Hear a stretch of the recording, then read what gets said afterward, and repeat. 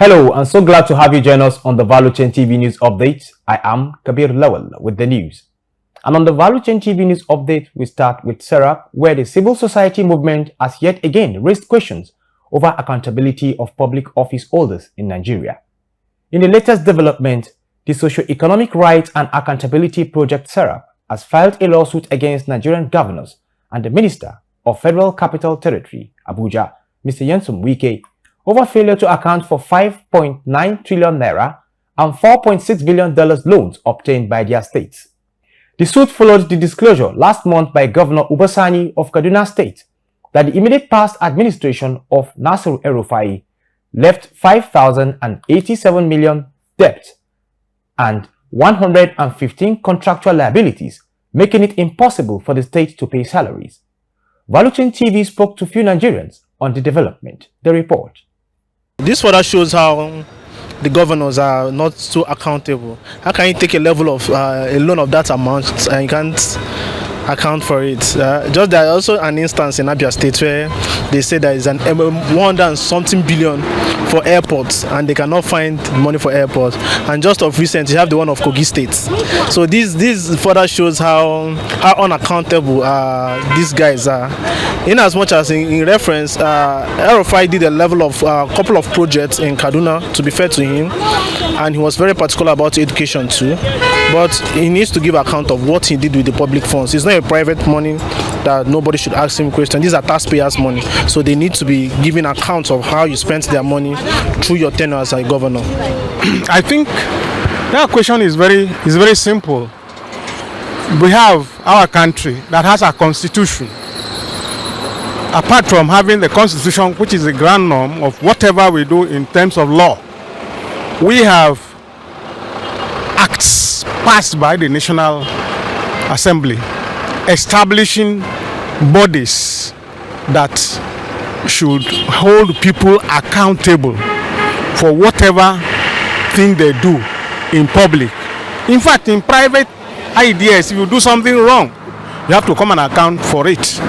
So if there is anybody or a body charged with a responsibility, duly registered with the appropriate government agencies to look into such kind of situation, I think they are discharging the duty for which they are registered.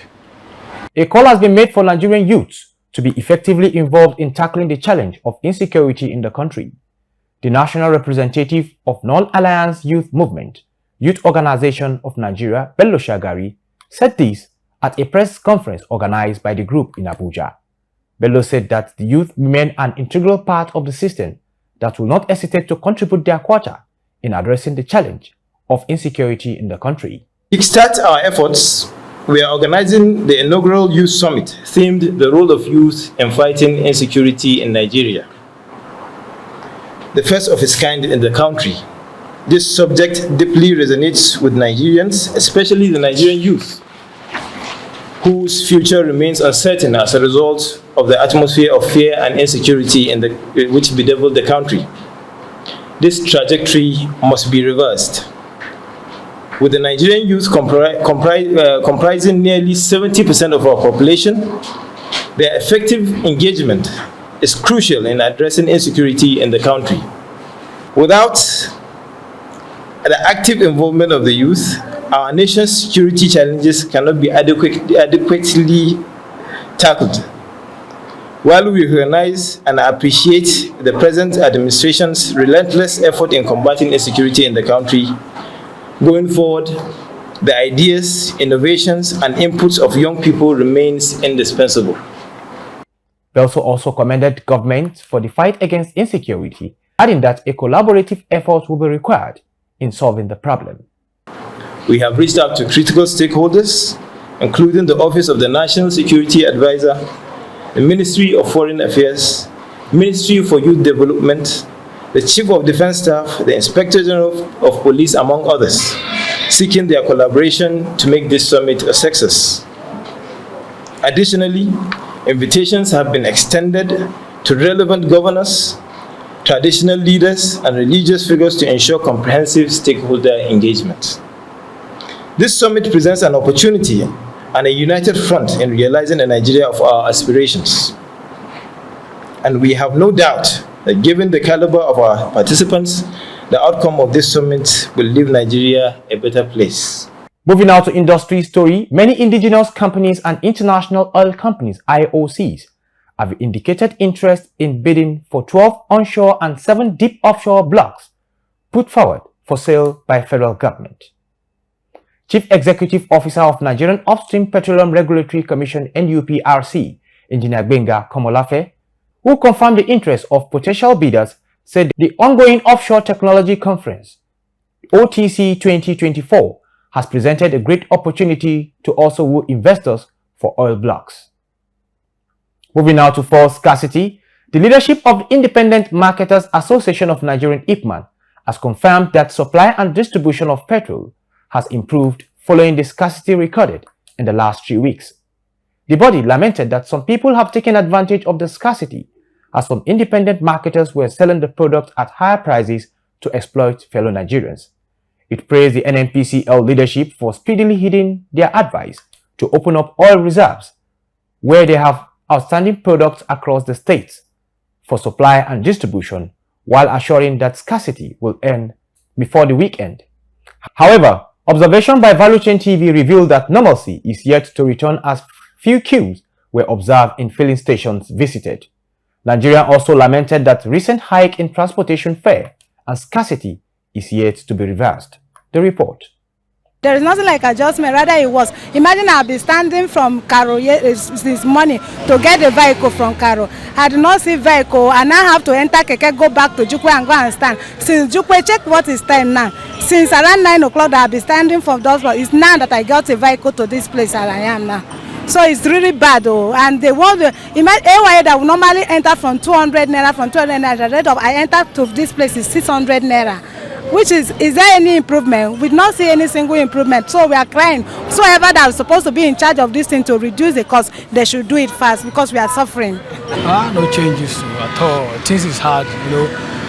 It's just like it's getting more worse and worse. Even like the price keep getting increasing. Like people, I don't know if this is because of maybe people trying to want to punish people, or I don't know, because he said that you ask this one will bring down his own price, the next person will bring down his own price. So I don't know actually what's going on. But it's not supposed to be this way. Like for instance, going to work, you know, you not get to plan like, okay, you are going to work with 500 naira. The next day, it will be more like maybe 700 or 800. So it's not something you say you want to program, like it's like a stable price. It's not like that. So it's very hard. Still on the ValueChain TV news update, the federal government has begun disbursing the 50,000 naira grant to nano business owners, with over 200,000 beneficiaries receiving credit alerts, according to the Minister for Industry, Trade and Investment, Dr. Doris Uzoka Anite.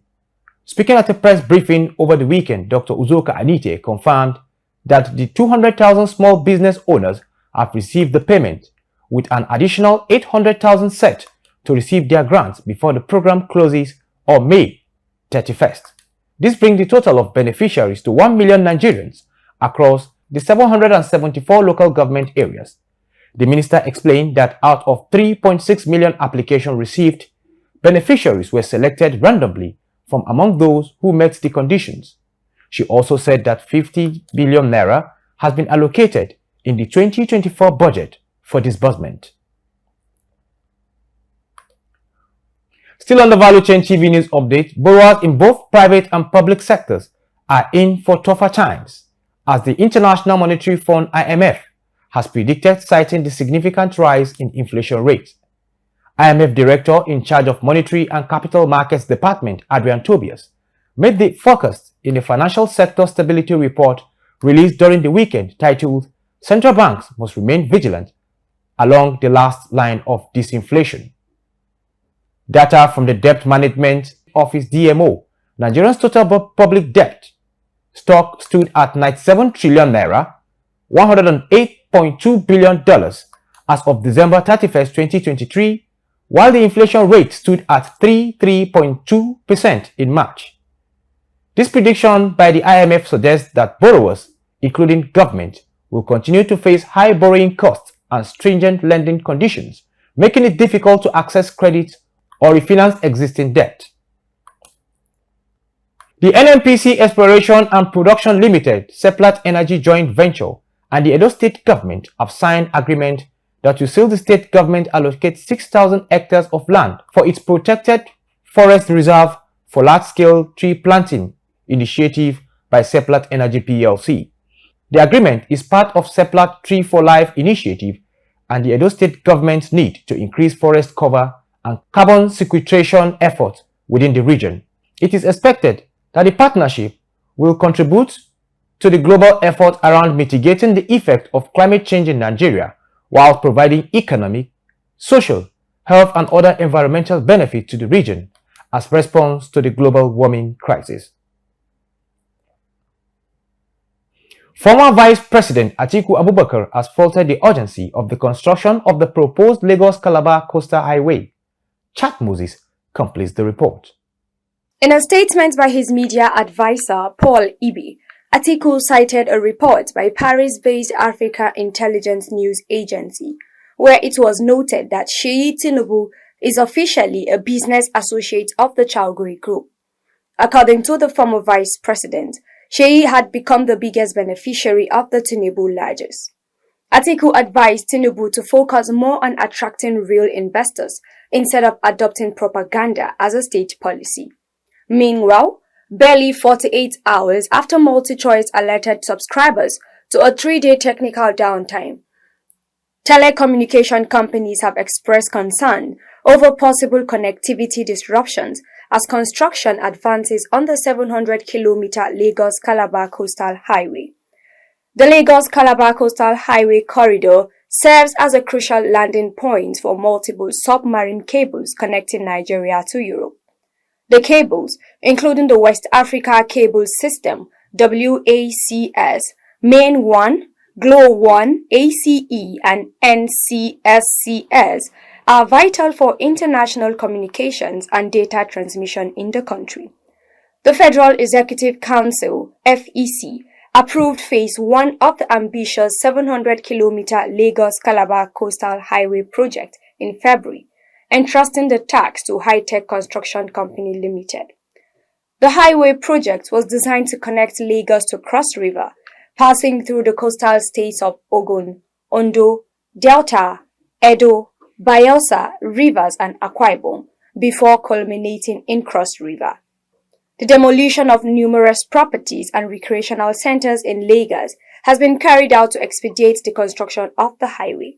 In light of the development, telecom companies stressed the necessity of stakeholder consultations with the Ministry of Works to address potential risks and implement robust mitigation measures. While dialogue with the federal government is yet to happen, telecommunications companies have warned high-tech construction to exercise caution to prevent damage to critical national infrastructure. For Value Chain TV, Chat Moses reporting. That ends the Value Chain TV news updates. I am Kabir Lawal. Thanks for watching.